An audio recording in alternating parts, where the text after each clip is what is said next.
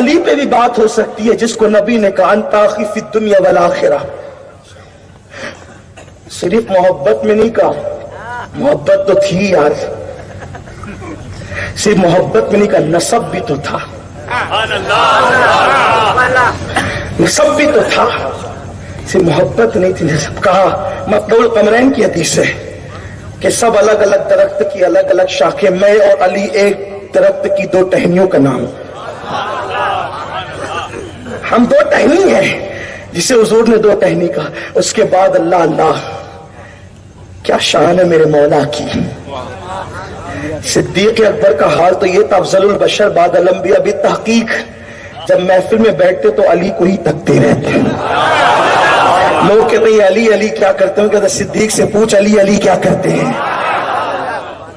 صدیق چہرہ ہی تکتے رہتے. ایک دن ان کی بیٹی نے پوچھ لیا, بیٹی کوئی معمولی نہیں, محبوبہ محبوب رب العالمین, جس کے بستر پہ قرآن نازل ہو وہ عائشہ, مفتی چار ملت وہ عائشہ, جس پہ تہمت لگے تو سورہ نور نازل ہو وہ عائشہ,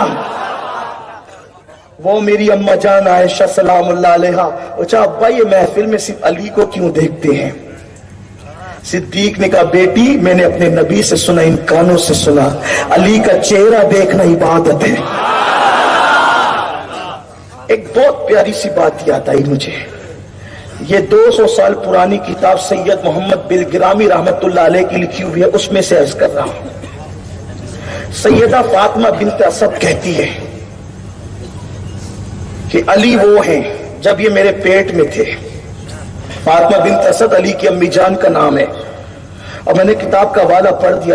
ہم لوگوں کو سوچتے ہیں کہ یار یہ لوگ گلو کرتے ہیں, یہ لوگ گلو. حضرت مخدوم اشرف جہانگیر سمنانی پہ بھی الزام لگا تھا.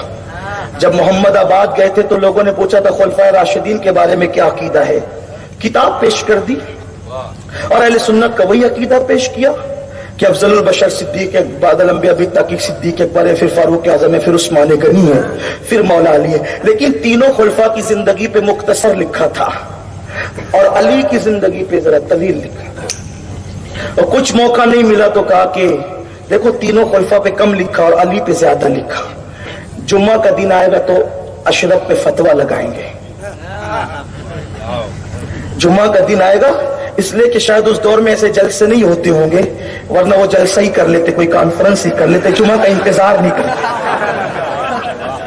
جمعہ کا انتظار نہیں کرتے. لیکن بہرحال اس طرح کے جلسے شاید نہیں ہوتے تھے اس دور میں, تو کہا ٹھیک ہے جمعہ کے دن فتویٰ لگائیں گے. لوگوں نے کہا حضرت مختوم کو, کہا ٹھیک ہے جمعہ آنے دو. جمعرات کی رات گزری, جمعہ کی صبح طلوع ہوئی تو اتنا برسا کہ کوئی جمعہ بھی نہ پڑھ سکا, مسجد میں جا نہیں سکے, پانی بھر گیا پورا.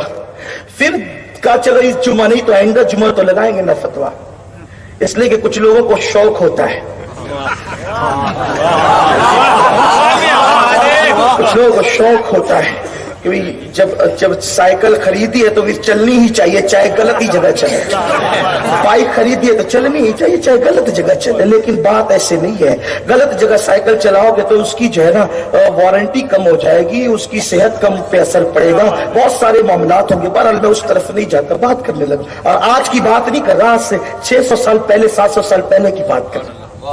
وہ کہا ٹھیک ہے آئندہ جمعہ کو لگائیں گے. کہا ٹھیک. پھر کہا کہ حضرت وہ تو آئندہ جمعہ کی بات کرتے, ٹھیک آئندہ جمعہ آنے دو. آئندہ جمعہ یا پھر اتنا برسا کہ پانی گھروں میں بھر گیا, نکل نہیں سکے. پھر تیسرا جمعہ بھی ایسا ہی ہوا.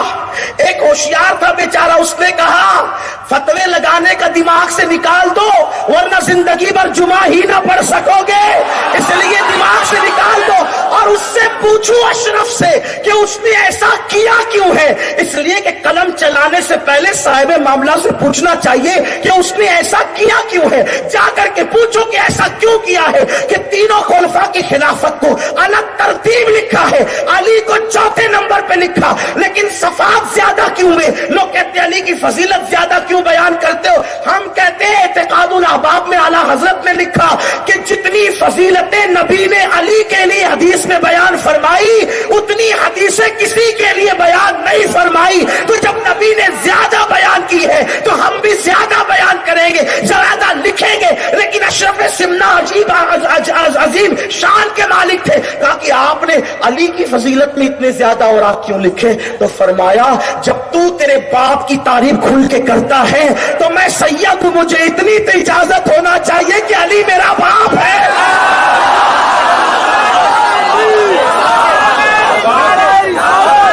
علی باپ ہے سیدوں کا۔ جب تو اپنے باپ کی اتنی تعریف کرتا ہے تو کم سے کم بیٹوں کو تو اتنا حق ہے نا،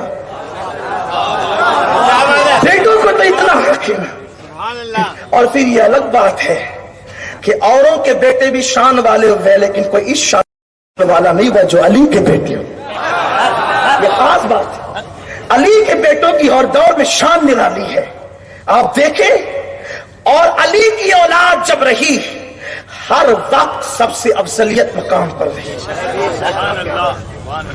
حسنین کو دیکھیں، ان کے بعد امام زین العابدین کو دیکھیں، ان کے بعد امام محمد باقر کو دیکھیں، ان کے بعد جعفر صادق کو دیکھیں، ان کے بعد موسیٰ کاظم کو دیکھیں، ان کے بعد علی رضا کو دیکھیں، امام تقی کو دیکھیں، نقی کو دیکھیں، حسن عسکری کو دیکھیں۔ بڑے بڑے منصب پر تو یہی فائز ہے، حتیٰ کہ قیامت کے قریب عیسیٰ علیہ السلام جس کی ابتدا میں نماز ادا کریں گے وہ بھی کسی اور کا بیٹا نہیں، وہ امام مہدی علی ہی کا بیٹا بن کر کے۔ یہ مولا علی کی شان ہے۔ تو مجھے وہ بات یاد آ رہی تھی، کسی نے میرے نبی کو 40 سال میں پہچانا، کسی نے 43 میں، کسی نے 45 میں، کسی نے 50 میں، کسی نے 60 میں، کسی نے 63 میں، کسی نے ساری زندگی نہیں پہچانا۔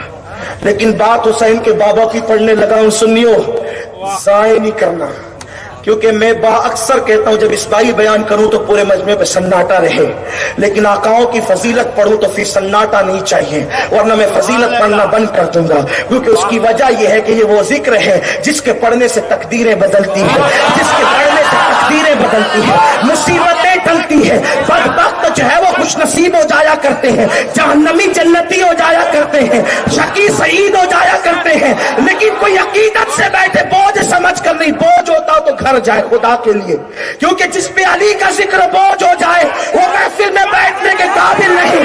سعد ابن ابی وقاص کہتے ہیں، سعد ابن ابی وقاص کہتے ہیں، سعد ابن ابی وقاص کہتے ہیں جب منافقت پھیل گئی اپنے اور بیگانے میں فرق کرنا ہوتا کہ مومن ہے یا منافقی،